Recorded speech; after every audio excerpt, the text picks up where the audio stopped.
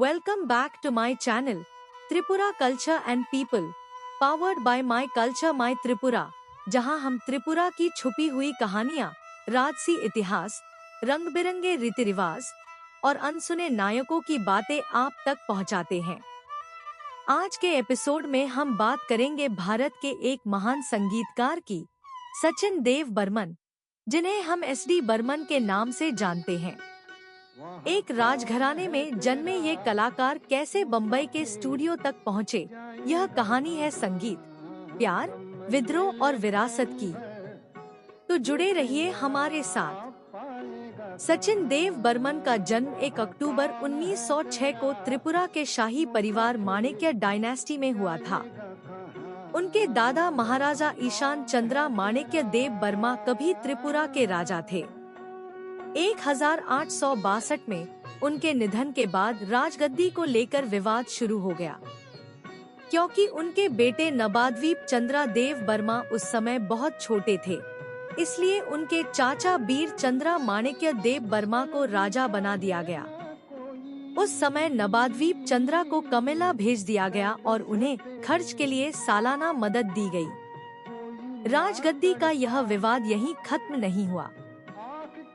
महाराजा कृष्ण किशोर माणिक्य देव Burma के अन्य बेटे जैसे चक्रध्वजा देव बर्मा और नील कृष्ण देव बर्मा ने भी ब्रिटिश कोर्ट में अपना दावा किया। बाद में महाराजा राधा किशोर माणिक्य देव बर्मा के समय में राज्य में एक मंत्री परिषद बनी, जिसके प्रधानमंत्री उमाकांता दास थे। उनके रिटायरमेंट के बाद नबाद्वीप चंद्रा देव बर्मा को फिर से राजनीति में बुलाया गया और उन्होंने त्रिपुरा के प्रधानमंत्री के रूप में सेवा की। 1923 से 1927 तक वे रीजेंसी काउंसिल के अध्यक्ष भी रहे, जब महाराजा बीर बिक्रम किशोर देव बर्मा नाबालिग थे। नबाद्वीप चंद्रा सिर्फ एक राजनेता ही नहीं थे, बल्कि एक अच्छे सितार प्लेयर और ध्रुपद सिंगर भी थे। उन्होंने मणिपुर की राजकुमारी निर्मला देवी से शादी की और उनके 9 बच्चे हुए, जिनमें सबसे प्रसिद्ध थे एसडी बर्मन। देव बर्मन परिवार की विरासत त्रिपुरा साम्राज्य की सांस्कृतिक और राजनीतिक विरासत में गहराई से जुड़ी रही, जो कभी चकला क्षेत्र, जो अब बांग्लादेश में है, और हिल टिपरा, जो अब भारत में है, तक फैला हुआ था। कोमिल्ला में संगीत की बीजवपन। कमेला में बड़े होते हुए एसडी बर्मन संगीत, लोक परंपराओं और प्रकृति की ध्वनियों से घिरे हुए थे।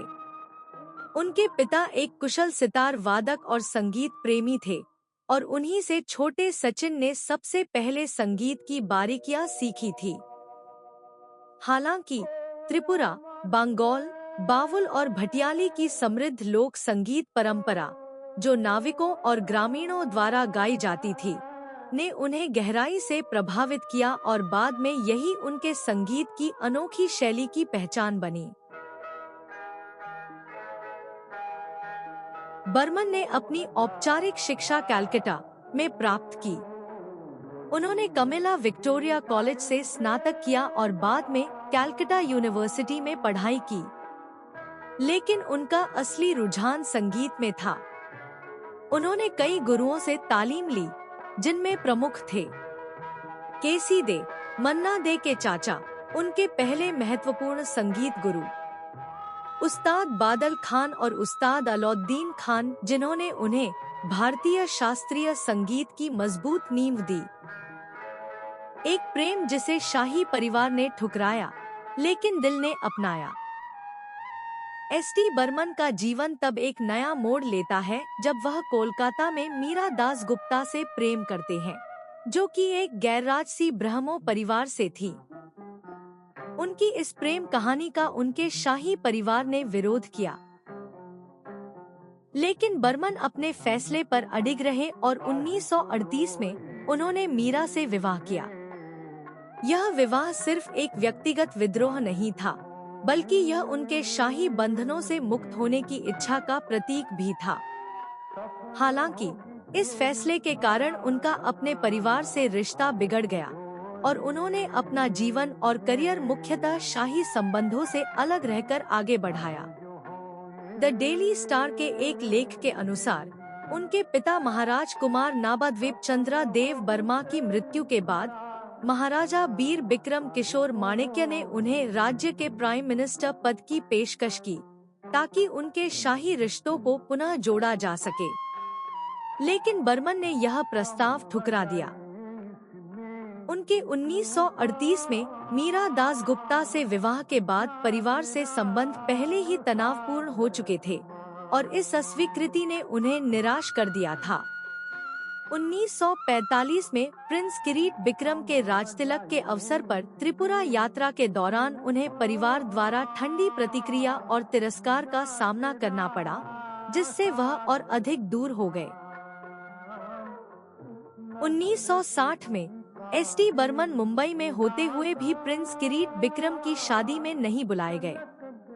द टेलीग्राफ की रिपोर्ट के अनुसार राज परिवार के सदस्य कुमार सहदेव बिक्रम ने कहा, मैंने सारे कार्ड लिखे थे और मुझे नहीं लगता कि सचिन कर्ता को आमंत्रित किया गया था। यह घटना उनके और राज परिवार के बीच दूरियों को और स्पष्ट करती है।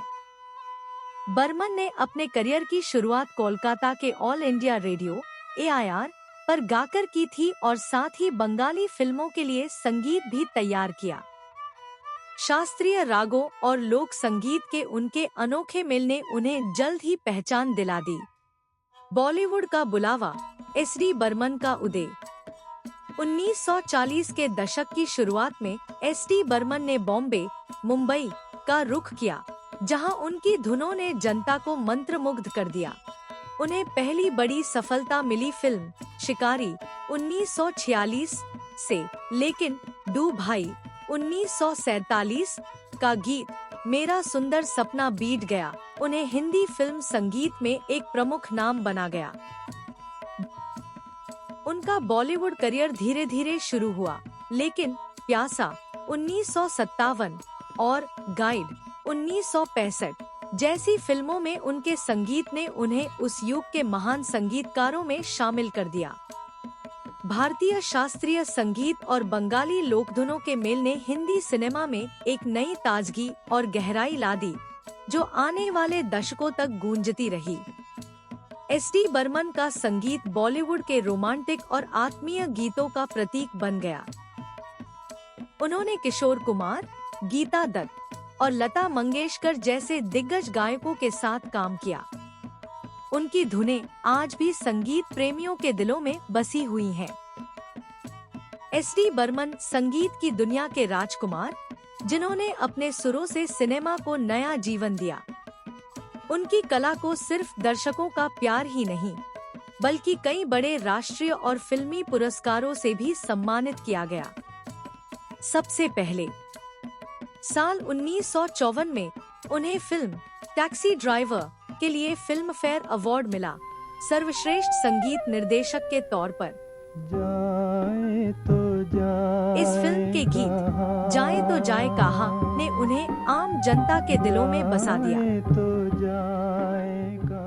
इसके बाद साल 1970 में उन्हें फिल्म आराधना के लिए राष्ट्रीय फिल्म पुरस्कार नेशनल फिल्म अवार्ड से सम्मानित किया गया।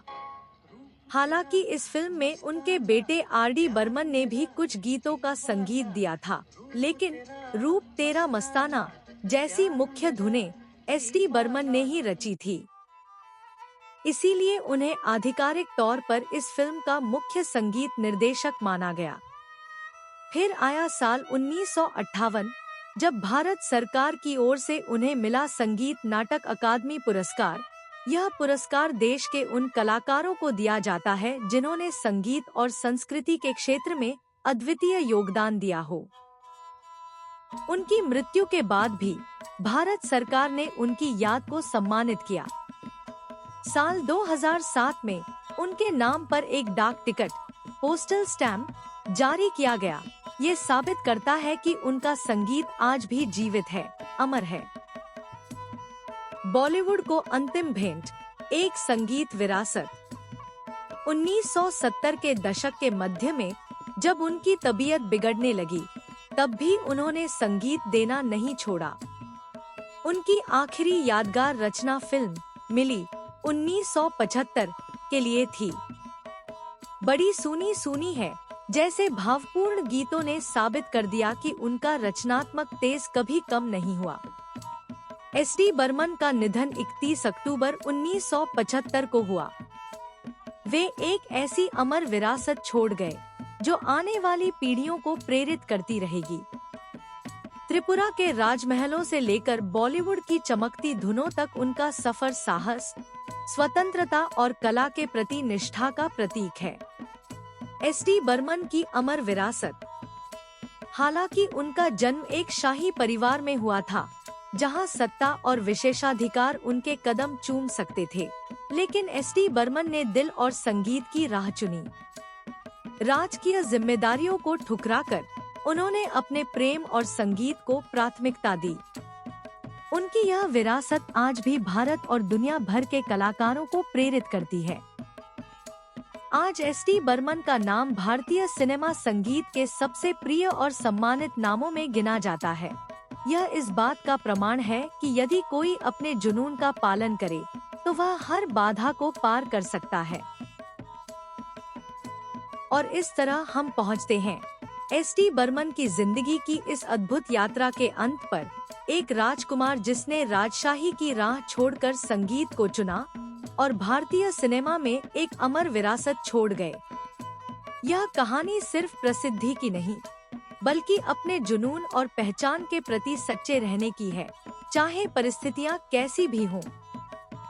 अगर आपको यह कहानी पसंद आई हो, तो कृपया वीडियो को लाइक करें, चैनल को सब्सक्राइब करें और बेल आइकन जरूर दबाएं, ताकि Tripura culture and people channel की कोई भी नई कड़ी आप मिस न करें। देखते रहिए, समर्थन करते रहिए और सबसे जरूरी बात, त्रिपुरा की समृद्ध इतिहास और जीवंत संस्कृति को अपने दोस्तों और परिवार के साथ शेयर कीजिए। आइए मिलकर अपने देश और हमारे महानायकों की गाथाएं दुनिया तक पहुंचाएं। आपका धन्यवाद। अगली कड़ी में फिर मिलते हैं।